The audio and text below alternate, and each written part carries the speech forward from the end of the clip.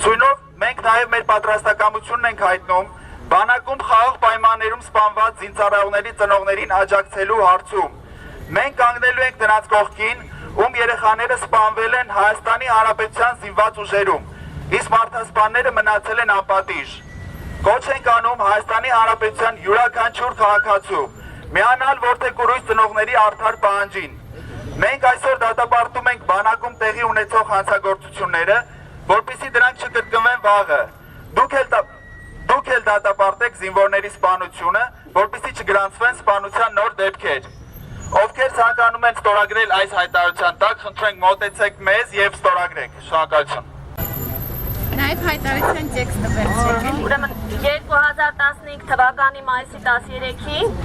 այստեղ խաղաղ պայմաններում սպանված ծառայողների 5 ծնողներ այցելել էին Բաղրամյան 26 հասցեում տեղակայված նախագահի նստավայրը եւ մոտեցել էին Ճաղավանդակին։ Այստեղ ծնողները չեն աղմկել, բարձրախոս չեն օգտագործել եւ չեն խոչընդոտել այդ հատվածում երթևեկող մեքենաների հետիոտների երթևեկությունը։ Հայաստանում ոչ մի զինվորի մատ կուշտի չմտնում։ Համաձայն եք։ Սրա համար ենք հավաքվել։ Այսքան բան։ Բայց այդ ծնողները այստեղ բռնությունների են եղել։ Բայց ասած ի՞նչն է։ Եվ դահիճ են բոլոր նրանք, ովքեր այդ մարդկանց դեպքում բռնություն են։ Վայրա, Ենիչերի, Ղեզելբաշ են բոլոր նրանք, ովքեր զինվորին կամ զոհված զինվորի մոր վրա ձեռք են բարձրացնում։ Այդքան բան։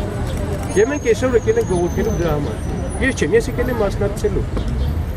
Ես խորհրդանում կոչ եմ արել միանալ հենց ծնողներին, այն հասարակական կազմակերպություններին, որոնք իմ ասացի նման են մտածում։ Ուզում են պաշտպանել զինվորին։ Հայաստանի սահմանը զինվորին պաշտպանելու կարիք կա։